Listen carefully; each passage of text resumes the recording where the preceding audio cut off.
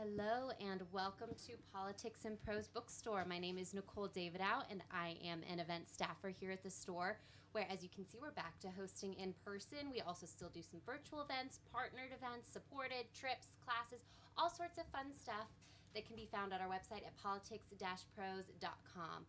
Before we get started today, just a quick reminder to silence your phones. Masks are optional. If you feel more comfortable with one, just wave. I can grab you one. We have them at the front of the store. After the talk is over, we will open things up for a Q&A. We just ask that you come up here to this microphone to ask your question because we are audio recording and video recording, and we want to make sure to capture your questions.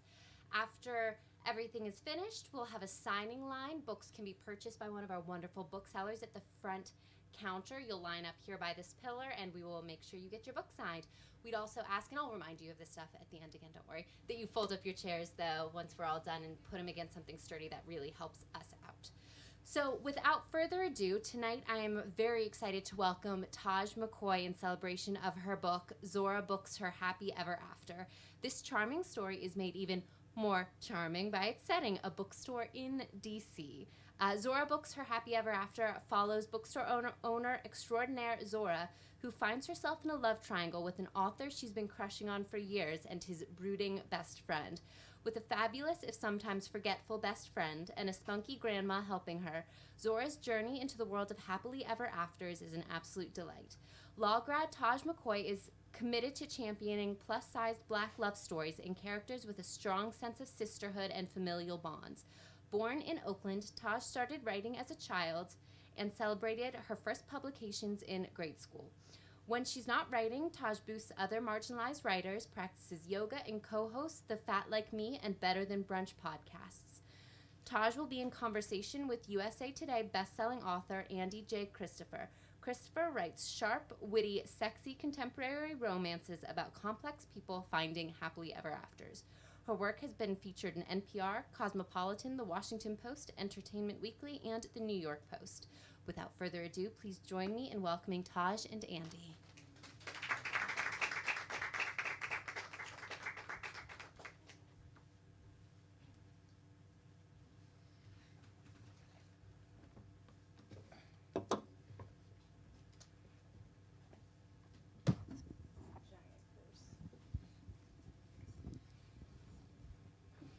Hello, hello. Hi.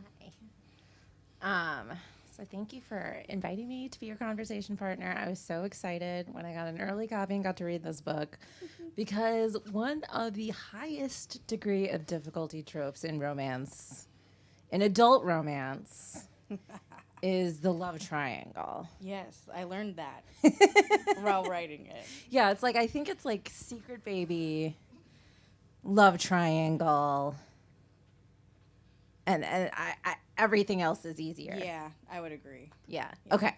So what made you decide to tackle it? So the funny thing is, at first I was like, oh, well, I wasn't going for that. And then I just decided to just make things complicated for myself as a challenge. For me, this was really my first foray into adding a mystery element to a romance. And so I just decided to just add an extra curve by adding another person. And I just also thought it could be a lot of fun to have a main character get to explore two gentlemen, because why not? Right, because so often in romance, like once they meet like their like romantic counterpart, you're just like you're done with like the fun and the exploration. And I wouldn't like characterize dating in DC as fun. Right. But It's trash. you know, like the book version of it is fun. Yes. Okay, so what was your process regarding Zora's emotional and physical relationships with Lawrence and Reid and how they developed? Ooh. So this was actually really, really difficult because in kind of creating the dichotomy between the two guys, I really had to think about their personalities and the choices that they would make and the reasons why each one was attractive but in a different way without making them sound like the same person. I had to make them super, super distinct. And so it was a good friend of mine who happens to be in the audience and happens to be the person I dedicated the book to is sitting in one of the rows. And we were on a Zoom call in the midst of the pandemic, and I was just like bouncing ideas off of her. And I wanted it to be kind of an ode to Cyrano de Bergerac without being obvious. I also wanted it to be this really fun and playful look at dating and the things that can go wrong, both in the bedroom and on dates in general. And I also really wanted to showcase DC in a way where you really get the history, you really get the feel, the vibe of the city, and it comes through in all of the different places that they visit on their dates, as well as just in her bookstore, which is located in Brooklyn. And so, you know, like there's just different nods to the city all throughout the story. But I really focused on kind of making her indecisive, but for very specific reasons, right? She's got this author that she's been crushing on. She loves his writing. She loves what it means. She thinks he's kind of a feminist and, you know, like she's like super into it. And then there's this other guy, and at first he makes a really bad impression. But as she gets to know him, she realizes he's gentle and sensitive and sexy and generous in ways that she wasn't expecting. Where this one guy has all of the charm, the other one really has those like soft, tender moments with her. And so you get to see this difference all throughout. I love that. I'm going to skip ahead to a couple of questions because like one of the striking things about the book is how important community is to the characters. And it was just like last week I was having a minor cosmetic procedure. Don't ask questions, that's fine. But I had a black nurse practitioner, and then she referred me to a black woman dentist. Yes. And it's like, that was so reflected in this book. Yes. So tell me about the importance of community in your books. Yeah, community to me in general is something that has always been important, and it's something that I just kind of naturally build around me without even realizing it. During the pandemic, I just was like, hey, writer friends, we're going to meet on Zoom every day because we need to support each other through this thing where we have no reason to want to feel creative, but we have to get stuff done. And then I do that with agents. I'm also a literary agent, so we do that together too. And so for Zora, it just felt natural for her, especially having a bookstore in the heart of Brooklyn, to want to support all of those Black-owned businesses that are around her. And so, like, you see nods to different communities, you see nods to certain schools, you see the fact that she wants to go and speak to classes and to support kids writing and to bring other authors in that can help support the community when it comes to mental health and all of these other things. And so I think that in a lot of ways, she just naturally wants to keep creating and keep making sure that the woman who she bought the bookstore from was like that. She was a pillar in the community, and so she's picking up the mantle and carrying it forward. That's amazing. I think a lot of us who in the writing community, like our group chats, our Zoom calls, all of those things were such a lifeline during the pandemic when we couldn't get out and like observe people. Because I think a lot of us, you know, we pick up ideas when we're out in the world. And so I think a lot of people had a hard time creating, especially if you have like a high need for input. Yeah. So that's so important. That's great. All right. Speaking of the book world, how did you decide to set a story in a romance in the book world? Because a lot of people, myself included, like I avoid any world that I'm involved in. So like I only have like one lawyer heroine. Yeah. Wait, no, I have more than one. That's a lie. Just a bald-faced lie. But only one lawyer heroine that I strongly identify with. Yeah. But like, how did you decide, yes, I'm going to set a romance in the book world, and how am I going to romanticize the book world? So I happen to be an annoyingly like heavy fan of Notting Hill, and I will watch that movie on repeat. I do not care, but you know, as weird as that movie is to watch in modern day, like I just love it so much, and I love the fact that they're in this travel bookstore that never sells books, and that some of the best scenes are in that space. But to me, like some of my fondest memories are in bookstores and libraries and just places where I was surrounded by those things that always felt like they kept me safe. And so I just knew that I wanted someone in one of my books to be a bookstore owner. Obviously, I have the opportunity to lean on law for a lot of characters, and I will. But, you know, this was definitely something that I wanted to try. And so I went and visited a bunch of bookstores and, you know, just kind of got a feel for them and made a couple of friends who were booksellers and asked them questions about, you know, their process. And I just wanted it to feel real. And thankfully, you know, the booksellers that I've talked to said, you know, this actually feels like my day-to-day, so I'm glad that you did that and you showed it from that direction. Yeah, I mean, it seems so nice. It made me want to sell books. I want to sell books, you Exactly. know, honestly, if I had more time. Yeah. So speaking of books, is Zora ever going to write her book? That's a great question. I hope so. I hope so. And I hope that we get to see it. I don't know what's going to happen. I have had a lot of people ask if Zora's best friend Emma will have a book. I feel like she needs one. She needs one. We'll see. But if Emma gets a book, then you will definitely know if Zora writes hers. I mean, Emma's doing all right for herself. Emma has a rotation. Yeah, Emma's out and about. Emma is dialed into the DC dating scene in ways that Zora never was. And Zora just didn't make time for dating. But also, dating in DC is trash. So it's just hard to, you know, kind of get in there and find what you're looking for, because a lot of times what you're looking for is also looking for 6 others. And so it's just a matter of, you know, finding that right one. And thankfully, she found 2 guys who... At the same time. Right. They were auditioning. They were. And the cool thing was they didn't have a bunch of side pieces. And so, you know, she could really focus. And, you know, Emma likes to play the field. But as Emma has said, you know, she'll get serious if she finds the right chick. So, right. Hey. Okay, so I was a little curious about, like, so I felt like Lawrence might have been playing the field a little bit while he was off in Atlanta. You know, I thought about really making that a thing.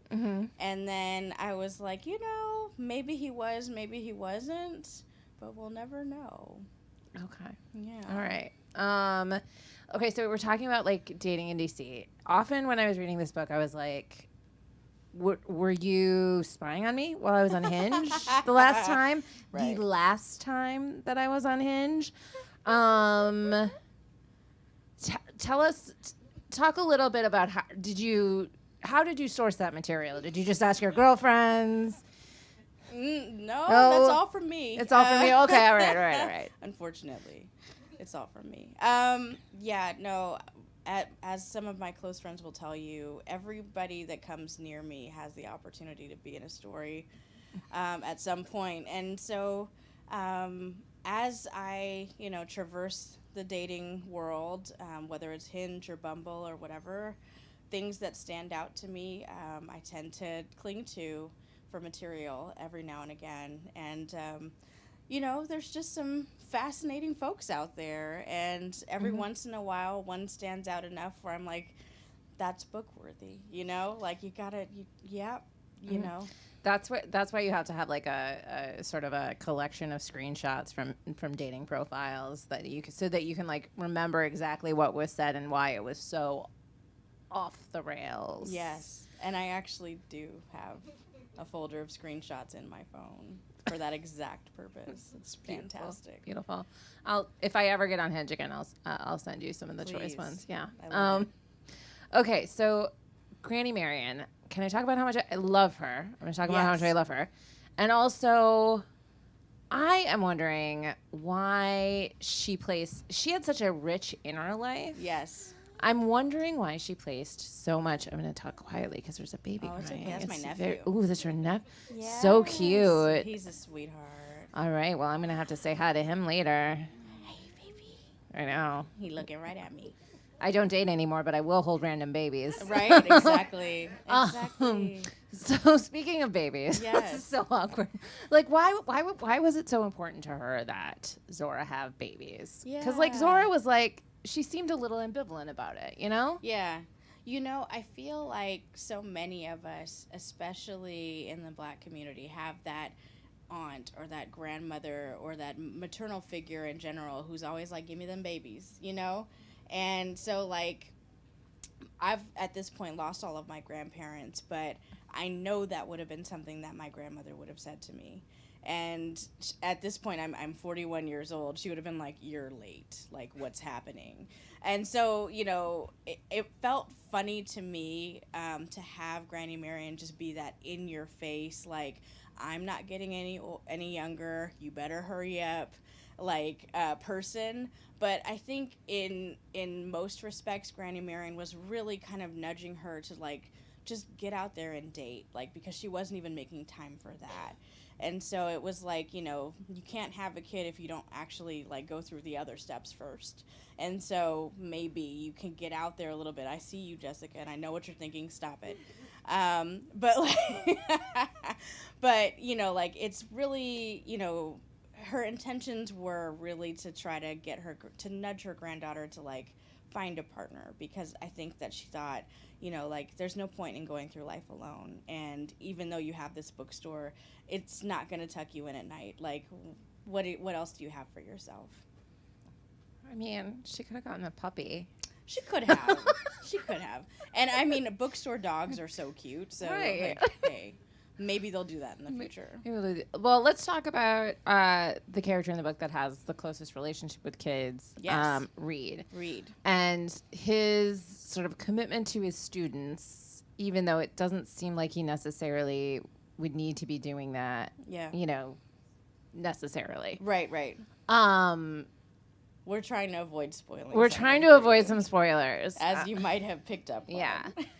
So let's talk about his relationship with his students and how Zora related to that, how he inspired his students. I thought that was a really interesting way to, like, go into a love story. Yeah.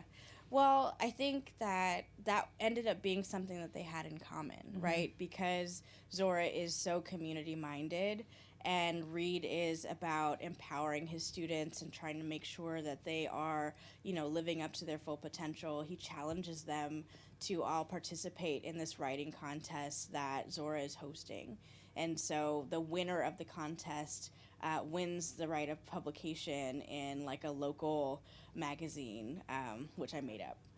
But it, you know, like, it was this great opportunity to bring them together under this cause that caused him to actually change his demeanor, because in the beginning he's very grumpy sunshine, and, you know, like, he has to kind of soften, and they get to know each other, and that's how they realize how much they have in common. But I think that community-mindedness and how he is with his students is initially what she finds attractive, because I think there's a point in the book where Emma and Granny Marion are like, did you see that guy? And she's like, who, the asshole? And they're like, but did you see him? And she's like, no, I don't see what you're talking about. And then after the class visit, she's like, oh, I see it now. Yeah. I mean, so it's like it was a reminder that you can't always trust your first impression of someone, which is always useful, even though I hate it when someone tells me that. Yeah. I always like to trust my first impression. It's true. Let's talk about, like, I think both of us, I don't think we talked about it specifically, but I think both of us, because we're writing Black women, I feel a pressure to, like, sometimes that I resist to idealize them and make them too perfect. Do you ever feel that when you're writing, and how do you like fight against that effort, like that impulse to not make them as real as possible. Yeah. Because none of us are perfect. None of us are perfect. And I think I intentionally try to think about, okay, well, in terms of their personality, like, what are their hang-ups going to be that they're going to have to work on throughout the story? And in what way can someone coming into their life kind of make them want to be better? And so I think in Savvy's instance, you know, Spencer was really about building back up her confidence because it was so shaken after her breakup. For Zora, it's really, you know, about like bringing someone in that helps her see that she can take time and be present and still be the leader and community person that she wants to be.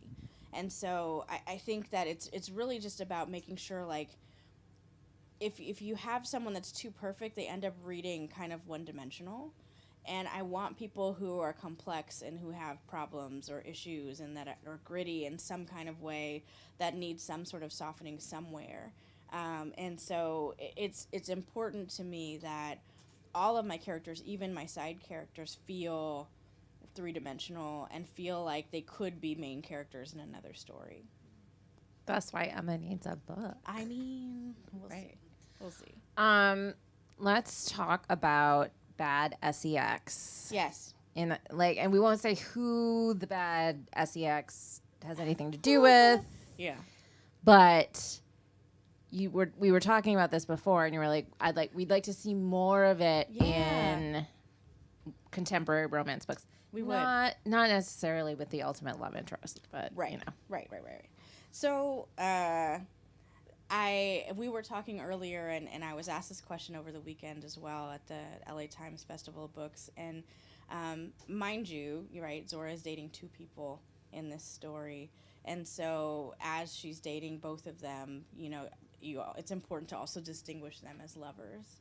And so in the midst of that, you find that, you know, one is perhaps more generous and proficient than the other.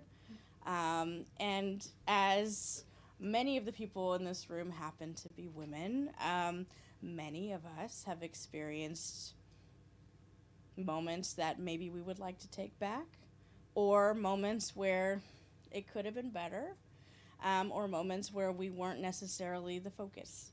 And so, you know, like, I think that I really wanted to showcase that because I feel like we talk about it with our friends all the time, but so often in romance stories, you just see, like, those perfect intimacy moments, and that's not real life all the time, right? Like, sometimes you have the frog before you have the prince, right? Like, that's what they say. And so it's just, to me, it felt really natural to show, like, with one that it wasn't that great, and that she was like, okay, well, let me give it another chance and see, is this really not for me, or was it just that it was the first time, and blah, blah, blah. You know, like, we give excuses like that all the time.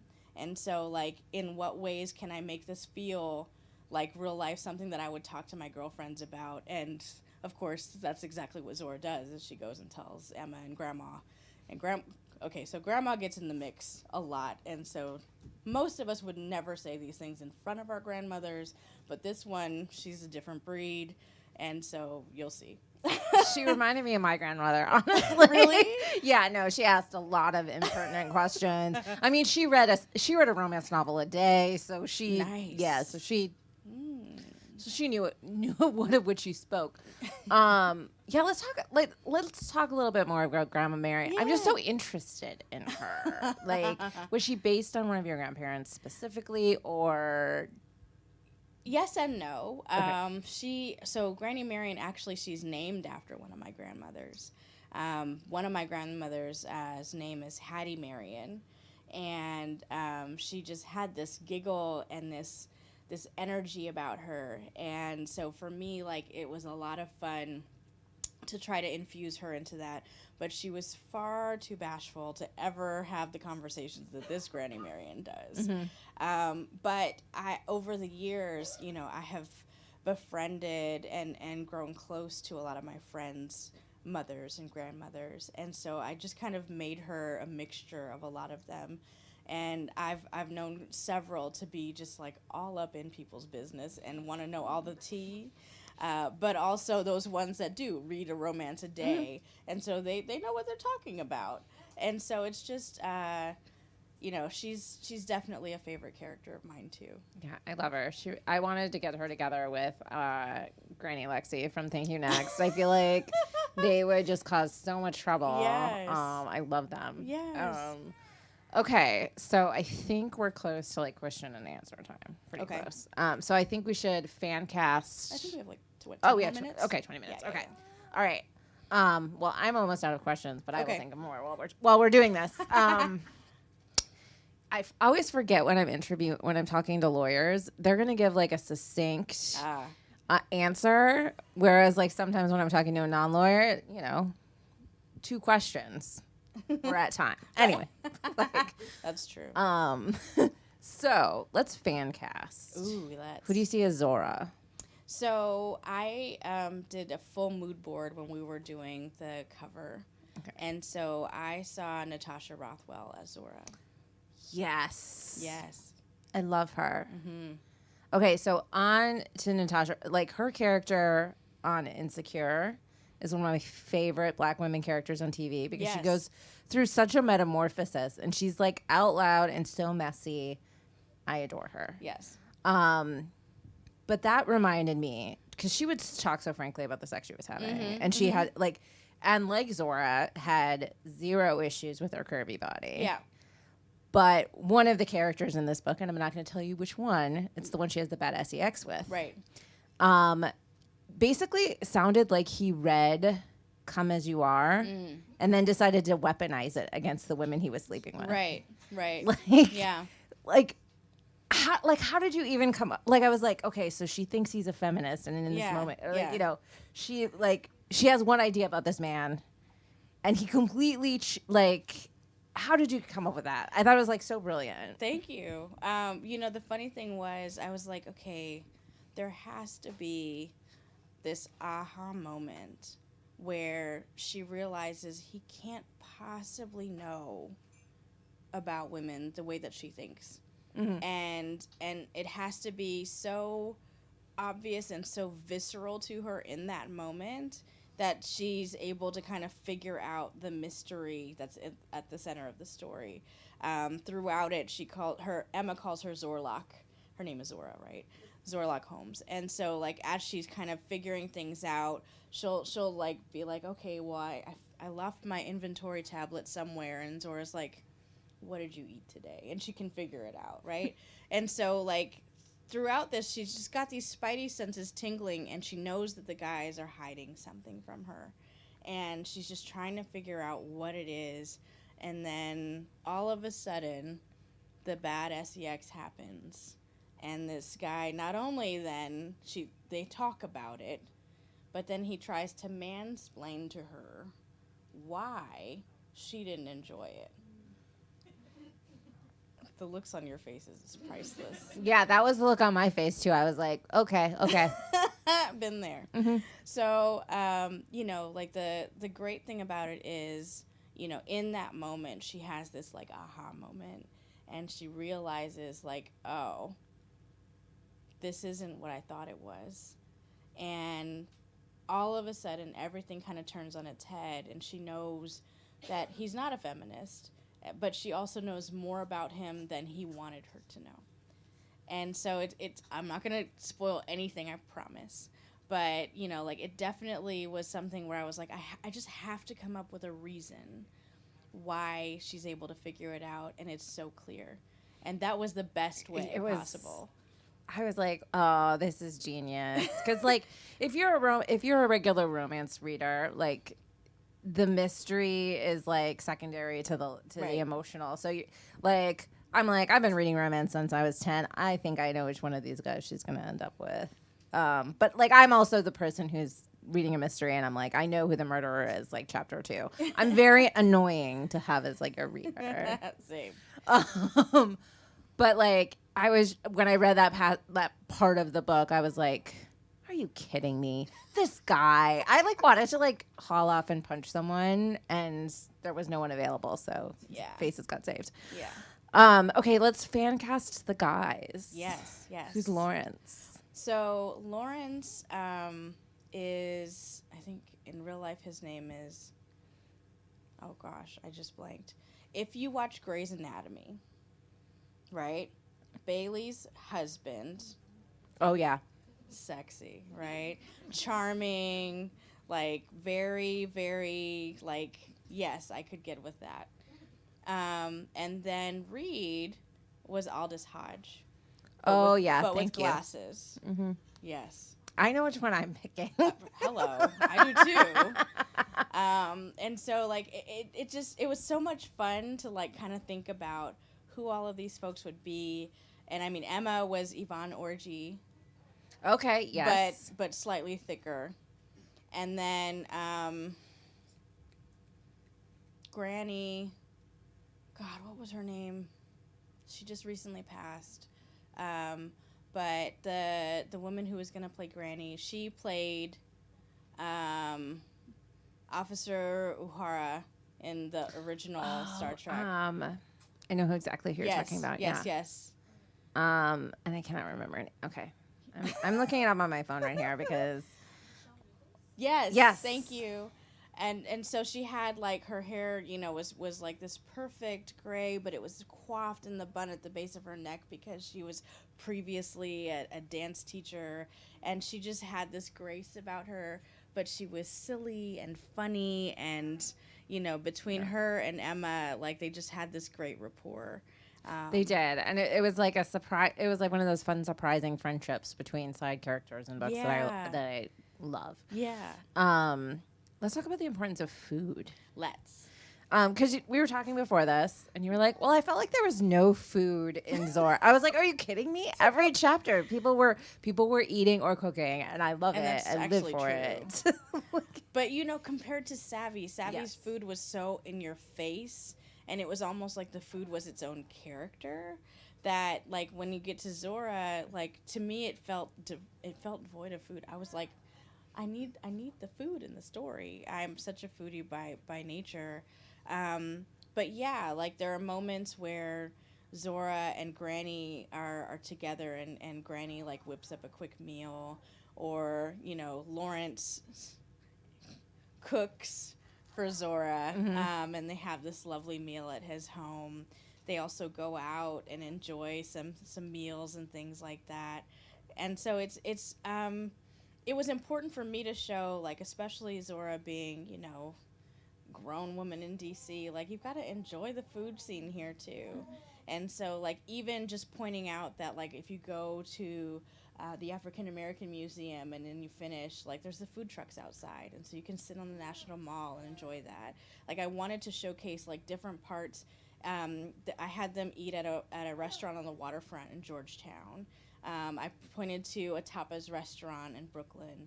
And so it was just like little places. I wanted you to see different parts of the city through the food as well. And so it was another way for me to be able to showcase the city. I sort of recognized, like, I was like, oh, I think they're eating at Shea Billy. Yeah. And they're definitely going to the Salamander. They're definitely at the Salamander, which I renamed the Chameleon because, you know. I was like, that's a fun touch. Let's see who recognized that. And she, of course, immediately like messaged me. She's like, the Salamander, my friends. And I was like, yeah. Yeah, my friends have a house that's like next door to the Salamander property. And so like every so often we'll go there and then come back because the rooms are far too expensive. Okay, speaking of you know, sort of how Zora nurtures the people around her. Yeah. How much do you think she spends at the coffee cart per week? Ooh, that's a good question. She gets a serious discount. Okay, well, that's good. Because, like, she's having, like, 4 or 5 oat milk lattes a day. I mean, but that's, in real life, that's probably what I would do. Honestly, if I had access to a, like, cart that was just, like, right there all day. That's why I bought myself an espresso machine. I'm saying, you know, like, it's necessary. But, you know, she has it built into the bookstore budget. And because they have such wonderful repeat customers that also love the coffee cart, in my mind, they were like, okay, well, you know, for the squad, it's, you know, it's highly discounted. All right, because I was concerned for her budgeting skills if it was like Fulbright. Right, yeah.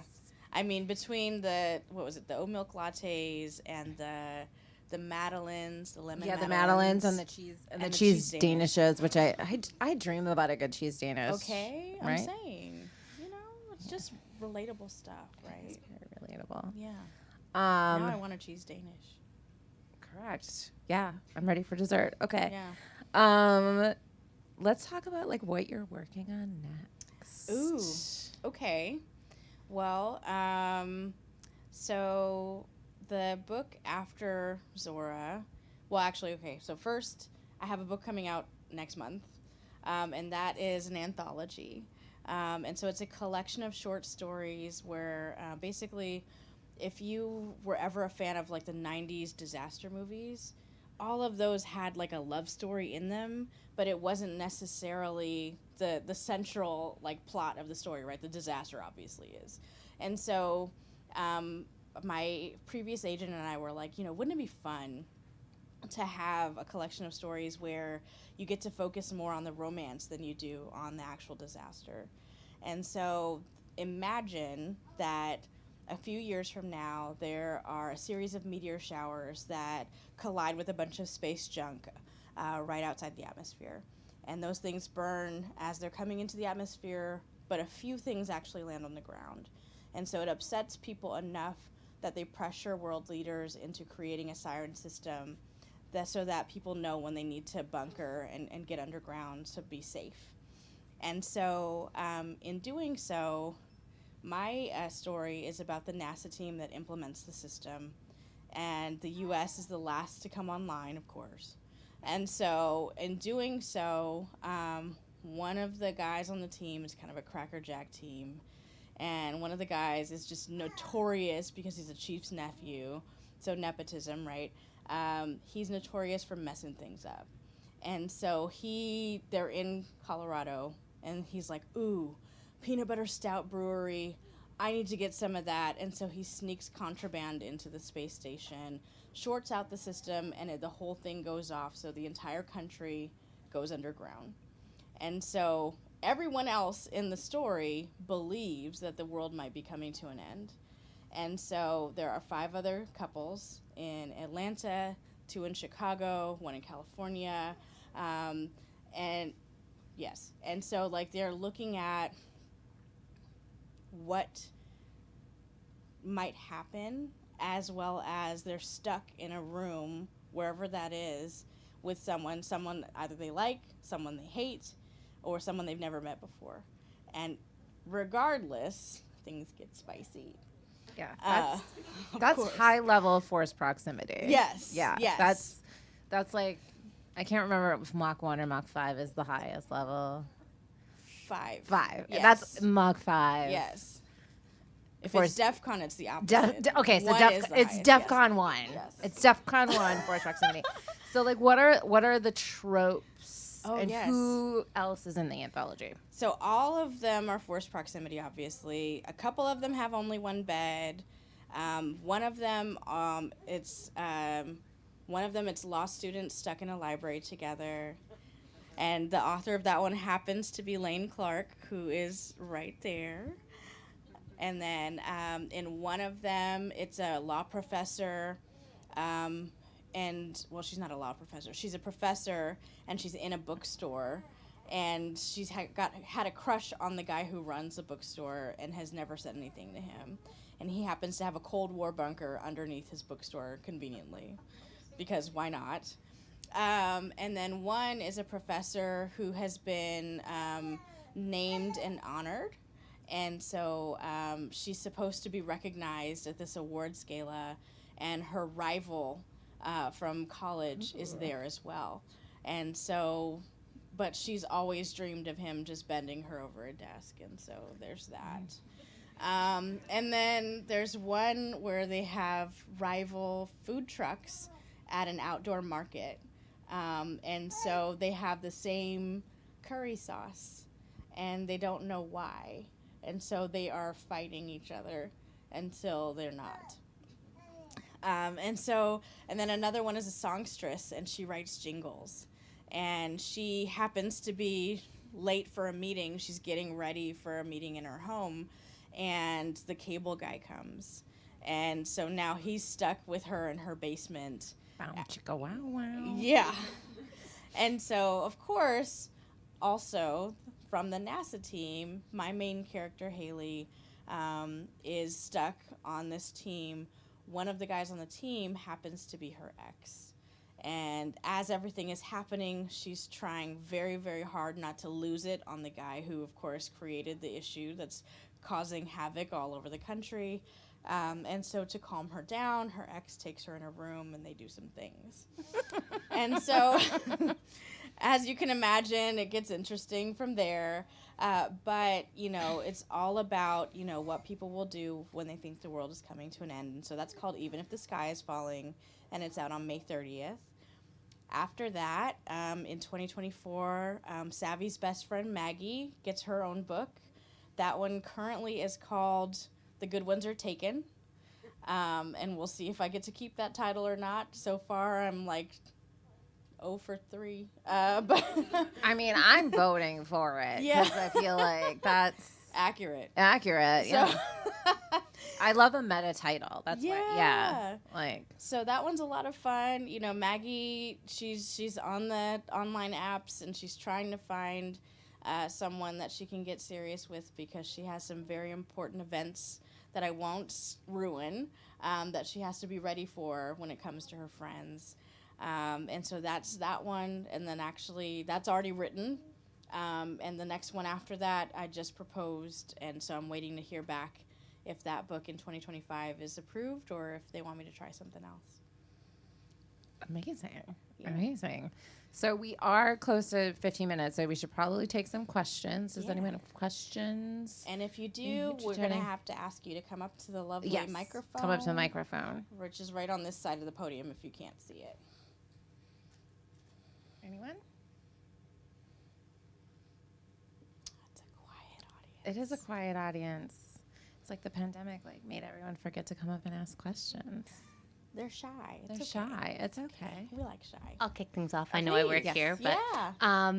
What comes first? I'm interested a bit in your writing process. Sure. What comes first for you? The characters, the plot? Is it like you'll dream up something, or does it take more time to percolate? Just love more of your process. Yeah, thank you. For me, usually ideas just kind of pop up for me, and I always kind of start with the premise. And so I could just be driving, and a lot of times I drive without the radio on. And so things will pop up, and then I'll do like a voice memo into my phone so I don't forget.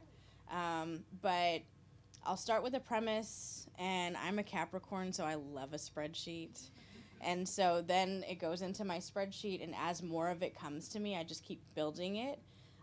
Once I'm at a point where I feel like I have a really good handle on the story, I do the thing that most writers hate, which is draft the synopsis. And I do that first. What? I love a synopsis. I love it. My characters never do what they're told. If I I'm a Sagittarius. Yeah. So if I try to hem my characters into a synopsis, they will disobey me every single time. They're like, no, I'm going to fall in love with this other person. I'm like, mine, they're pretty, I mean, they kind of do their own thing, but so what I'll do is I'll do the synopsis, and then from there I get another spreadsheet, and I actually plot in the spreadsheet, which is weird, and it's very overwhelming for a lot of my friends. I've showed them my spreadsheet, and they think it's crazy, but it works for me. And even though I have it in spreadsheet form, sometimes the characters do kind of take a mind of their own and go off and do things, but they always come back. And once they come back, I can fix the spreadsheet so that it's right again. And then we move on. okay. Yeah. But my characters won't be hemmed in by a spreadsheet. They're feral. They're truly feral. Yeah. How do you what is your drafting process? Do you zero draft? No. Mm-mm. I just go straight for the immediate rough draft. And usually my drafts at this point are pretty clean. And so a lot of times the draft is what goes to my editor. Same. I think it's a lawyer thing. Yeah. Like you go to law school and you end up having to write enough papers and exams that you get it right the first time. Yeah. Does anybody want to come up and ask a question? Okay. Yay! And your boots are super cute, by the way. Those are you. fierce. I love them. Thank you. I never leave the house anymore, so I took the excuse. So I have a question for you as a writer and as an agent. Yeah. Just generally, I think there's a lot of conversation around publishing and being a Black woman in publishing, and I'd just love to hear about your general experiences in both roles. Well, ironically, I decided to dip my toe into the agenting world because of some experiences that I had as a writer. I find that, depending on or regardless of what marginalized community you come from, a lot of times you find that the industry wasn't necessarily built for you. And so there are times when you face obstacles or boundaries, and you feel like you're up against a ceiling that you have to break. And sometimes you can feel like, if you're in traditional publishing and you're at an imprint, you can feel like you're the only. Sometimes you can feel like you're kind of paving the way, hoping that more come behind you. Sometimes you can feel like you're the only one and you're going to stay the only one, and that kind of feels like you're the token. Sometimes it can feel like people aren't being sensitive to your background or your culture, and you see that manifest in different ways that communications are handled with you. And so for me, having experienced some things, and I will say, like, it's funny because as I talk to other Black authors, or just authors of color in general, I find that a lot of us have had similar experiences. And so not only is it important, I think, for us to, build community so that we can interface with each other and kind of help each other along, it's important for us to have advocates who can also help us. Because as people of color, the last thing that you want to do is be labeled by your publisher as the problem. And then they don't want to work with you anymore, and they will tell their friends as well. Yeah. And so if you have that intermediary who's fighting for you on your behalf, then it really becomes them picking up that mantle for you so that you don't have to be labeled that issue. And so for me, it's really about, uplifting and representing marginalized voices and making sure that they have someone who is focused on their interests and making sure that, the stories that they've written as they want them, get out into the world and are seen by those who have not yet been seen in publishing. Yeah. I mean, it would always be nice to have someone to explain to publishing professionals. It would have been nice to have someone who explained to publishing professionals who wasn't me that my book was not a Black romance because not both the main characters was Black, and that if they put it in a Black romance roundup, I was going to... You were going to get roasted. I was going to roast it. So just in the interest of avoiding getting roasted, you have to have an advocate who really understands that. And I mean, when we're talking after hours, we all have the same similar experiences in publishing. So, hello there. It's Aries season. I just want to let Taurus everybody know season that now, it's. yeah. Is it? I mean, okay, all right. This is my brother, so he's gonna act a fool. Just be prepared. I'm just holding it down for the Aries. I Thank you. So I'm quite curious about the audience that you write for. Yes. And my question is very open-ended, but I'm curious who you're targeting. More specifically, there are male characters in all of your books. And are you writing these characters from personal history, I'm assuming, but do you also collect feedback or do you receive any feedback from the male audience that have read the book? and what what do they think, and how does that form and morph? How you present them going forward. That's a great the question. the inquiring minds, the male minds really want to know. Mind you, we've actually had conversations about this. When it comes to the guys in my books, one of the things I really focus on is I will read it from time to time, but I'm really tired of the toxic alpha males. I want to see some softer characters. I want to see some sensitivity. I want to see some of the good guys that I know actually exist. And so it's really important for me to showcase that they are actually out there. Like it might be hard for me to find one in real life, but at the same time, I have some in my life. And know them very well. And so I do often pull traits from people that I know who I think are great guys, and things that I notice about them and in their relationships that I think are admirable things. And so, which he knows. But also, when it comes to, their feedback, he happens to be my beta reader as well. And so, a lot of what I take to heart is, does this guy sound believable?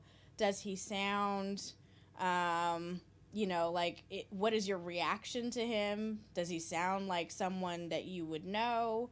Does he sound like just, kind of imaginary in a sense or artificial? But also, so in Savvy, there's a character called Uncle, whom I love and who is crafted after my actual uncle. My uncle is my number one fan and has been since my first publication in second grade. He reads my stuff and he gives me different feedback because he gets really uncomfortable at the fact that there are love scenes. And I keep telling him I will send him copies with those pages taped together, but he refuses to allow that. And so, but he'll give me feedback and say, I really liked that this one focused on this when it came to the main character, or I really liked that he had the mindset of this when it came to his profession. And so I don't find that I have a ton of male readers, at least that have identified themselves, but for the ones that do, they actually all do give me feedback, and I find it invaluable because obviously I've never been in the mind of a grown man, but I have a lot of male friends, and so I observe them a lot more than I think they realize at times, and so it's a lot of fun for me to kind of pick up and glean from their experiences and from the way that they kind of navigate the world.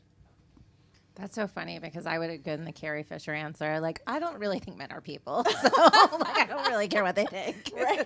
She's so much nicer than I am, and it explains why I'm single. We'll find her someone first. Hello, friend. Hey, friend. Thank you for the shout out to Aries. What is all April? Yes. 2 questions. Okay. 1, favorite trope. 2, literary heroes. Great question. Why, thank you. So, trope-wise, my favorite is second chance romance. I love seeing where maybe it didn't work the first time, and a lot of times I think that has to do with either miscommunication or timing. And then seeing some time and distance take place. And then they go from there to falling in love and it being the right timing. I love that. I know it's done a lot, but I love the kind of fake dating or fake marriage situation. Not everybody likes it, but to me, I just love the idea of, for whatever reason, these people have made this agreement to do this thing, and they are so against in their mind having actually falling for this person, but their heart wants what it wants, and they end up there anyway. I think that's cool. Literary heroes, I mean, Toni Morrison's, Zora Neale Hurston. Lane and I had this conversation about our main characters, and I think Zora Neale Hurston was at the top. Langston Hughes, obviously. And the funny thing is, if you kind of look at my story for Zora is named after Zora Neale Hurston. Lawrence, he's writing stories, and his main character is Langston Butler, and Reid's last name is Hughes. And so, I wrote those little Easter eggs in because I wanted to give nods to just some of the greats that I think are so important to our history, but also who are relevant to DC. I love that. Yeah. I know. And second chance romance is also one of my favorite tropes. I recently discovered that I think my primordial core story is two very strong characters fighting for dominance. Yeah. In and out of private places. Yes. Yeah. Ooh. Hello, friend. Hey, I already know the answer to this, but I Okay. really like having this discussion with you. Okay. But can you talk a little bit about why you chose to have black romance in it instead of having someone of a different color? Yeah. With your main character? That's a great question. And thank you for asking that, AJ. For me, I am multiracial. I'm black, I'm Thai, I'm Filipino. Both of my parents are both mixed race. They're both black and something else. And so it's been a really interesting thing when it comes to identity and just trying to figure out, what it means to have black love. But I would say for me, the number one thing that I identify is as black. And for me, it has been most important, especially as a woman of color who is writing romance and is in an industry that is predominantly white, to show that black men are to be loved and to be cherished and not to be feared or hunted. And, even in when I wrote Savvy, the first cover that came to me as a sketch did not include Spencer on the cover. It had his dog, but it didn't have him.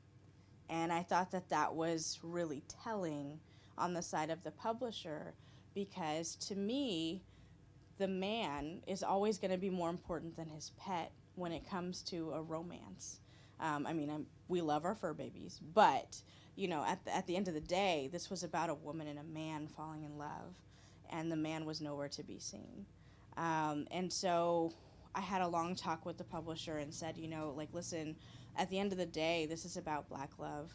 And we're seeing a lot of stories right now with interracial romance, and you see this woman of color with this white guy, and that's cool. And I have no issue with it whatsoever. But at the end of the day, where are the stories with the black men on the cover? And, I happen to be, I got my book deal in the middle of 2020, right after George Floyd died. And so it was very, very important to me to make sure that people understood where I was coming from and why it was important to me. And I intend to continue this trend, throughout my career, because I think it is that important. And until we see something different from society, I think I need to keep saying it and keep showing it. And so that's something that, through all of the stories that I have planned, and I have a spreadsheet with 62 projects, all of them are black characters.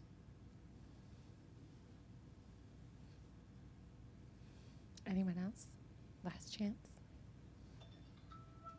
That's all right.